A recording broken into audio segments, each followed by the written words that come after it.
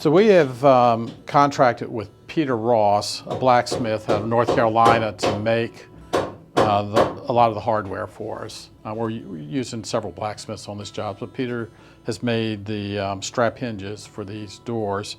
Peter was the master blacksmith at Colonial Williamsburg, and I would say 80–90% of the blacksmiths today that are doing historic work in America, this kind of early historic work, were either apprentices to Peter, journeymen, or have taken some kind of training from him. He really is the master at doing this work. And first thing I want to show you are the hinges that he made. Now these are to represent the 1705 hinges that would have been on the cellar doors. These are all forged out of wrought iron, and it's based on a model that was found archaeologically here on the shore. It wasn't this project, but it was nearby in Talbot County from a late 17th century site. We thought it was appropriate for our 1705 date. What's interesting about the hinge is that when Peter made this, he sort of wraps the iron around an eye and he forge welds it on the rear. And if you looked real carefully, you would see a slight line where he has forged these two pieces together and feathered it. In cruder work, you often see where the eye is wrapped around on the front and the welds on the front, or in some cases they're even wrapped and they're not welded at all. It's just wrapped around the eye. The other thing that makes this fairly distinctive for a late 17th century hinge type is that the eye is on the front of the hinge. And you can tell on this hinge that he intended the eye to be on the front because he has chamfered or beveled the sides of the hinge to give it a little bit of finish and refinement, showing that this is the front of it. In some earlier hinges, the eye was actually on the rear, and that allowed the hinge to sit on the door, and the door would sit on just the face of the door jamb. It didn't sit into a rabbet or a stop like we do in a modern door today. So this was made for a more modern door, even though it's of a late 17th century origins. The styles of hinges don't change that fast, so something made in the late 17th century would have been perfectly fine for a house built 20, 30, 40 years later even. These are fairly distinctive because they're kind of heavy on the ends. They have these big flattened out rounded ends, finials on them, but it has a kind of a nice little step that feathers the material out real fine on the end, like you would see on any kind of strap hinges throughout the 18th century. So the hinges get carried obviously on a pintle. This is the pintle, and the pintle would be driven into the door jamb. The hinge sits on the pintle and would rotate on the pin that sticks up. These are made in the same way as the hinges. They're made out of wrought iron. They've been forged, hand forged. If you looked carefully again, you would see a seam where Peter took that piece of metal and wrapped it over the eye and forged it together. He then split the ends of it so that Matt could eventually take these things and clinch them. After he drove the pintle through the door jamb, he could clinch the ends of it to lock it in tight. Not all pintles clinched like this, but it was one good way to make sure that the pintle wouldn't pull out. Peter also did us a great favor in making a couple tools for the installation of the hinges. This is an iron that has a tapered profile very similar to the pintles, and it gets heated up and pushed through the wood, and you'll see that process. And then he made this device that would sit on the end of the nestles real nicely on the end of the pintle, so that the last bit of driving can be done with something that's shaped about the same diameter as the pintle itself to ease it in. The nails that Peter made for the hinges are no different than the nails that are made for the door. We were using mild steel nails for a lot of the interior work just because of the expense and difficulty of getting wrought iron, but Peter made wrought iron nails for the strap hinges, and those are all forged just like the rest of the hardware. This is a real fascinating recreation of how it was done in the period. We're not fooling anybody by using all period tools, but where it makes sense, Matt's using those tools, and otherwise he's facilitating a recreation to make it look just like it did when Hemsley had it first done in 1705.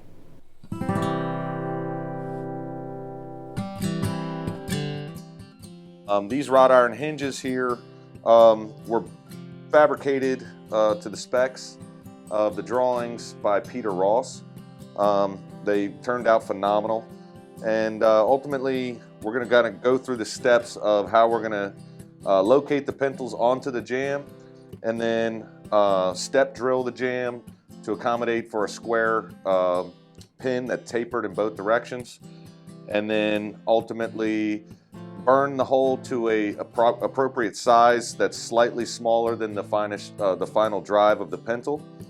From there, we're going to move on to how we're going to bend the ends of the pintle over and actually clinch them on the back side of the jamb. We'll dry fit the door after that, locate the hinges on the door where they need to be set, remove the straps remove the door from the opening, and then clinch the nails over through the straps with rose head nails. I'm going to go through a few steps here on how I go about drilling the hole through the jamb with a flat and flush, basically going through level and plumb and square in every way you can think. So that way when the pintle does get driven through, it doesn't skew one direction or the other, or up or down. Mainly up or down, because if it skews up or down, then we could have an issue with the door operating properly.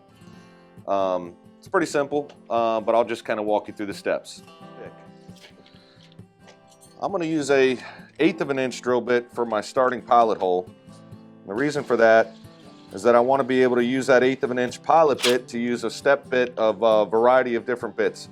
Starting out with a 3/4 inch Forstner bit, then moving down to a 5/8 Forstner bit, ultimately a 1/2 inch after that, and then finishing it with a 3/8 to a 1/4 on the other side.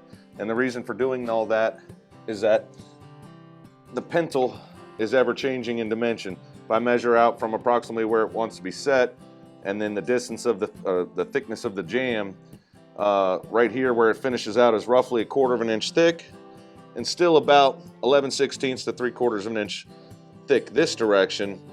Up here it could be 7/8 of an inch, and here about 3/4 of an inch. We had a conversation with Peter Ross about the process of this, and he said it is possible to potentially burn the hole with simply a pilot hole all the way through the jamb, but it tends to leave a sloppy end product. So we heeded his warning, and that's why we're going through the extra steps as far as step drilling these holes. Because I'm going to process it to make sure that all that movement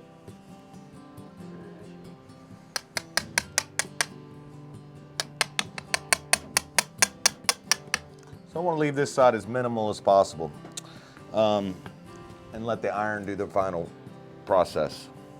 The insides of the holes are pretty clean, so I have the lower pintle, and I also have the upper pintle.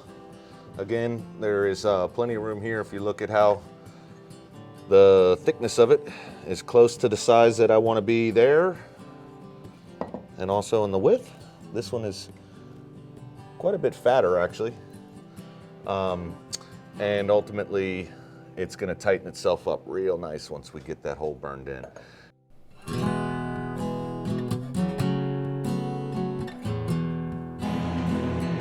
You ready?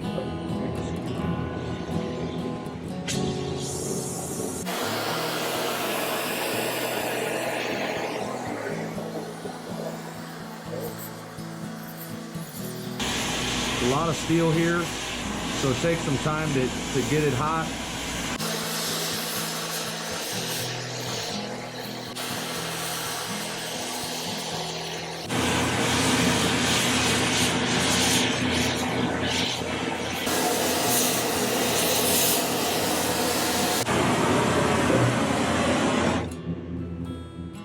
There you go.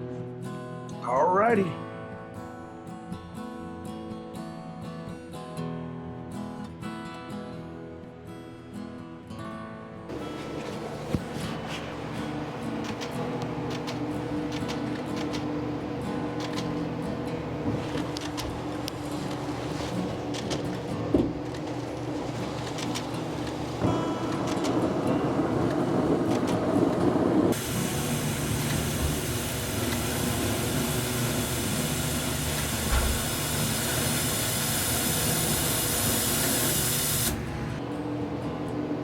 That it? That's it Awesome. for the first burn. Wow.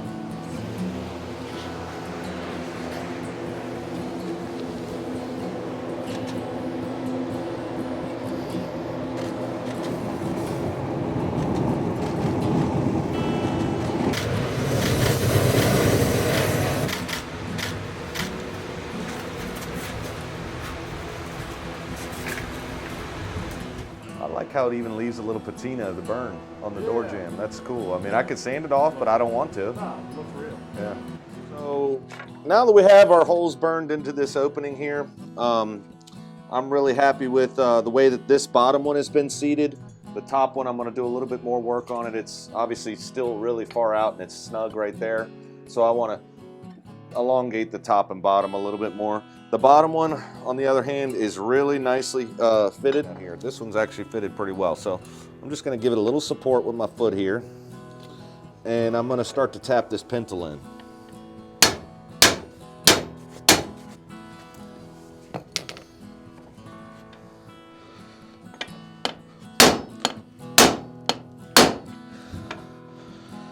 Now, I'm pretty happy with that. This is the main reason why Peter Ross has supplied that driver to us. As you can see how mushroomed that is. That would have been all that damage on the end of that pintle right there, which wouldn't be as attractive.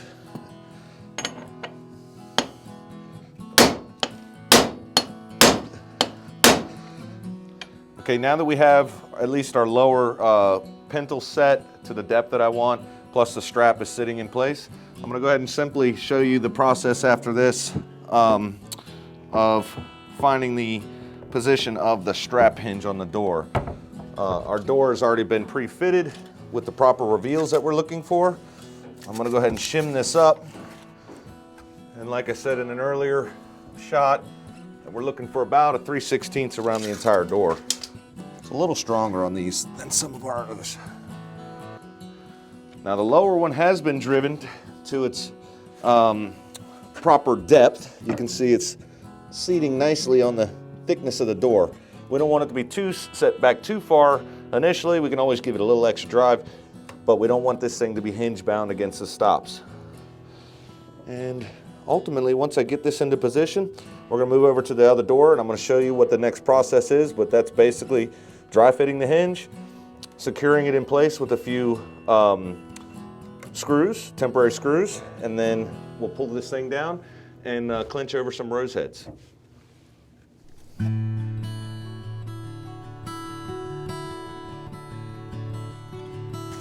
We have some beautiful rose heads that were also fabricated by Peter Ross. And those are going to be clenched over onto the back side. If you look at my bit selection here, I want ultimately the nail, just like we did with our pintles, to still have a bite, but I want to pre-drill it as much as possible to prevent the grain from splitting on me. So that's a good sized bit for that. And they're very consistent to each other.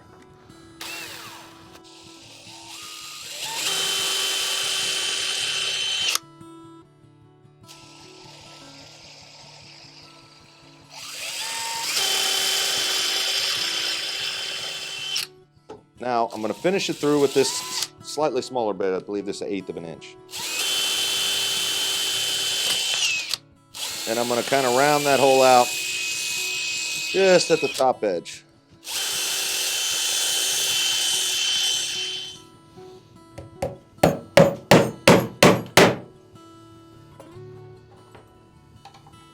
Again, the nail position to be clinched over the right direction.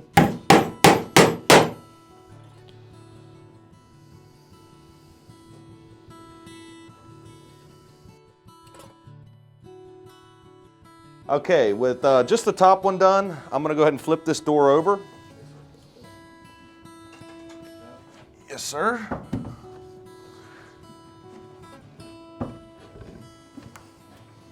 You got it. With these nails right here, these rose head nails, these are coming from Peter Ross. I believe that these are wrought iron, but if they're not, they're a soft steel or a mild steel. It makes it pretty easy to roll these things over with just a pair of needle nose and a few taps of the hammer. And they don't tend to break, which is convenient.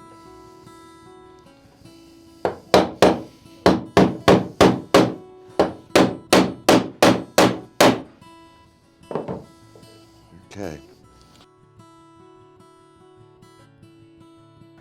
Okay, so simply I've just used the same 3/8 of an inch block. I've used one of the extra straps that we have from the door that we're working on.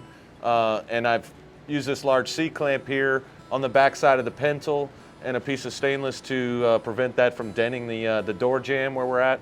I don't think that this is really how that they would have done it, but for me, this is ensuring that while I'm bending these two tabs over on the backside to clinch this pintle into place, I'm also not driving my pintle back out of the opening by any means. So this is just a preventative measures here to keep this thing seated right where I want it, right where I'm happy with the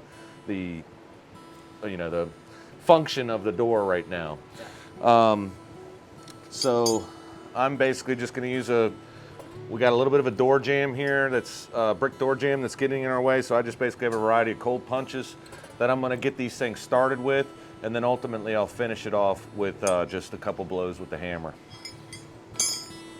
So again, I'm just going to use this cold chisel here to kind of get me started here.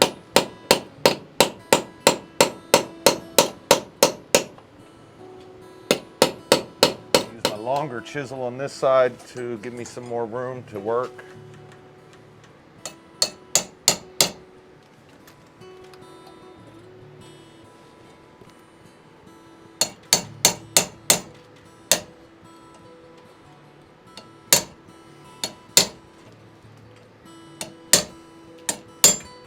Okay, I've got them both about the same distance off of each other, and I'm going to try and position my clamp up a little bit higher here. Now, a little bit of both directions.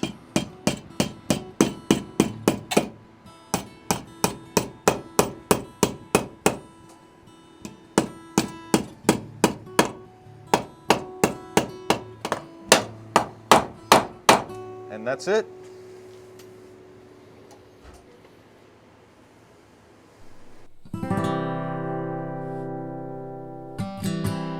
We discovered this doorway embedded inside of a wall that was put up in 1912. The doorways to cellars and then the doors in the cellar often reflect an earlier style.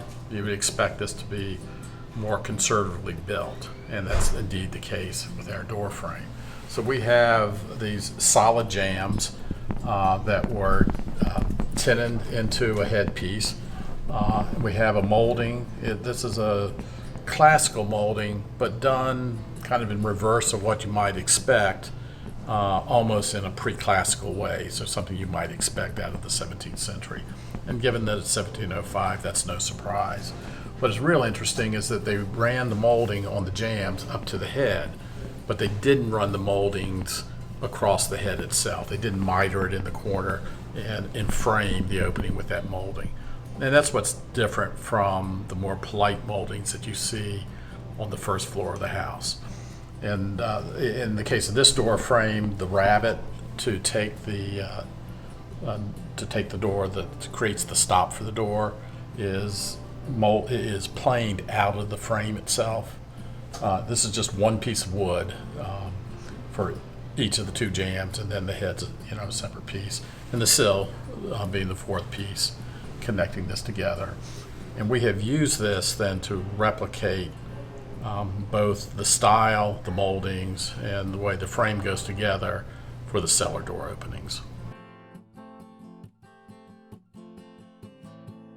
Here we are in the attic, all the way at the stair head room, directly at the top of the attic. And this is where that profile with the board and bat door leaf was basically, we determined that this would be a good match. We have that tongue and groove detail in the top. The bead profile matches the in and out of the boards, and then also the way that this batten has been put onto the backside with the relief to allow for the different planes that the doors hung in. Different hinge here, but ultimately a lot of the evidence for our door leaves downstairs came from this. With all the information that we've gathered from different locations in the house on the jamb, on the door leaves, we've been able to supply these dimensions to Jacobiel's Custom Millworks, where he has then supplied us and fabricated these doors, including the boards and the battens, already clinching the nails over. So just as we use the rose heads here, Jack has already had these rose heads installed from his shop. So they're really just pairing up really nice, and Jack has been great at accommodating to the way that we're going to put things together, and we're matching how he has it done as well. We've established all of these alignments with the pintles and the straps. We're actually going to just show the final process of actually hanging the door leaf on the pintles and making sure that the door operates properly in the opening.